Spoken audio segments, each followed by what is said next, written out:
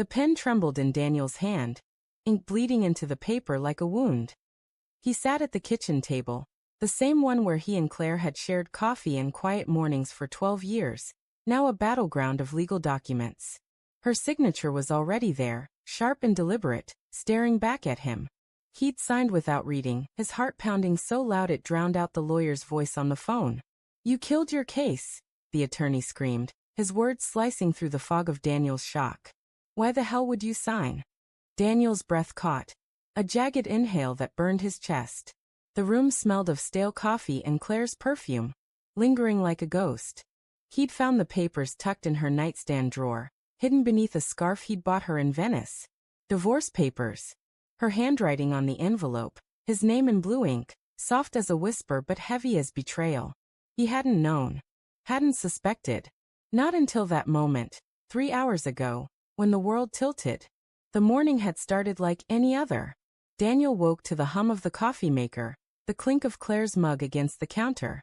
She'd been distant lately, her smiles thin, her eyes darting away when he tried to hold her gaze. He'd chalked it up to stress. Her late nights at the gallery, the new exhibit she was curating. "You're working too hard," he'd said last week, brushing a strand of auburn hair from her face. She'd flinched just slightly and he'd laughed it off, blaming her exhaustion. Now that flinch replayed in his mind, a warning he'd ignored. He wandered into the living room, the divorce papers still clutched in his hand, their edges crumpling under his grip. The walls were lined with her paintings, vibrant swirls of color, each one a piece of her soul. He'd always loved how she poured herself into her art, how she'd light up when talking about brushstrokes and light. But now he wondered, had she been painting someone else's story? The thought clawed at him, raw and relentless. His phone buzzed. A text from Claire, at the gallery. "Late again. Don't wait up. No love you, no warmth." Just words cold and clipped. He stared at the screen, his thumb hovering over the reply button. What could he say? "I found the papers." Why? Instead he typed nothing, setting the phone down as if it might burn him. The first red flag had come months ago, though he hadn't seen it then.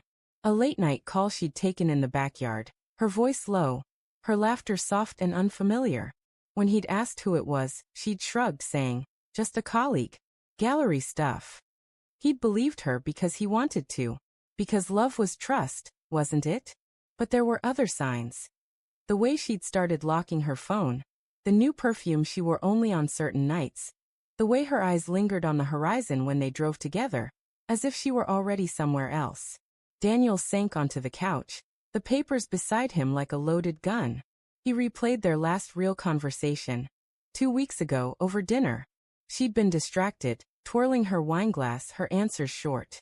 "You okay?" he'd asked, reaching for her hand.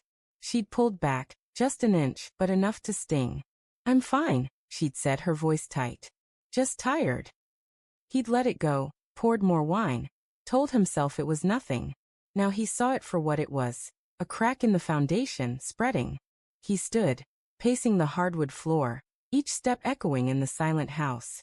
The clock ticked, relentless, marking the hours until she'd come home, if she came home. He needed answers, but the thought of confronting her terrified him. What if she admitted it? What if she didn't? His mind churned, conjuring images of her with someone else, laughing, touching, sharing secrets she'd never shared with him. The betrayal wasn't just in the papers, it was in the life she'd built without him. He drove to the gallery, the divorce papers folded in his jacket pocket. The city blurred past, neon signs, rain-slicked streets, the hum of late-night traffic. His heart raced, a drumbeat of dread and determination. The gallery's glass facade glowed under streetlights, Claire's name in bold letters on a sign, Claire Emerson, curator. Pride had once swelled in him at that sight. Now it felt like a lie. Inside, the air was cool, scented with wax and paint. Her office door was ajar, light spilling out. He heard her voice, low and intimate, followed by a man's laugh. Daniel froze, his pulse a roar in his ears. He stepped closer, peering through the gap. Claire sat on her desk, her skirt riding up slightly, her hand resting on a man's arm. He was tall, with dark hair and a smile that made Daniel's stomach lurch. The man leaned in, whispering something that made Claire laugh, a sound Daniel hadn't heard in months. Claire, Daniel said, his voice cracking like glass. She spun around, her eyes wide, her hand dropping from the man's arm. The stranger turned, his expression shifting from surprise to something harder, defensive. Daniel, she said, her voice a mix of guilt and defiance. What are you doing here? I found the papers, he said, pulling them from his pocket. They trembled in his hand. A flag of surrender. Why didn't you tell me? Her face softened, but only for a moment. I didn't know how, she said, stepping toward him.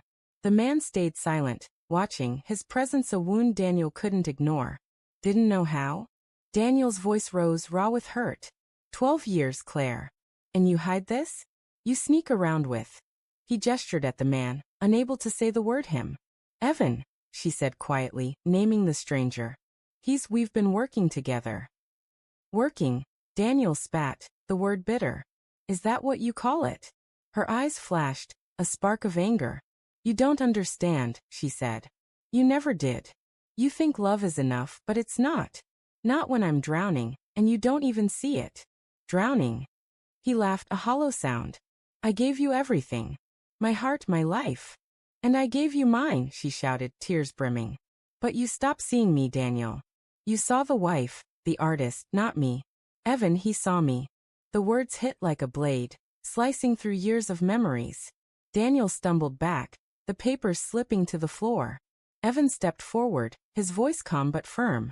Maybe you should go, he said, not unkindly. Daniel ignored him, his eyes locked on Claire. Why didn't you talk to me? Why this? He pointed at the papers, his voice breaking. Because I was scared, she whispered. Scared of losing you. Scared of staying. Back home, Daniel sat at the kitchen table again. The signed papers before him. He'd called his attorney in a daze, confessed to signing them. You killed your case, the lawyer had yelled, explaining how Daniel's signature forfeited his leverage, his chance to fight for their home, their life. But Daniel didn't care about the house. He cared about her, even now. He saw it clearly now. Her late nights weren't just work, her distance wasn't just stress. She'd been pulling away, building a life with Evan, while Daniel clung to a marriage that no longer existed. The betrayal wasn't just an affair. It was her choice to let him go without a word, to let him believe they were still whole. He stood, walked to the sink, and poured the cold coffee down the drain. The papers lay on the table, a finality he couldn't undo. He'd signed them not out of defeat, but out of love. A desperate hope that letting her go might set her free, might somehow heal the ache in his chest.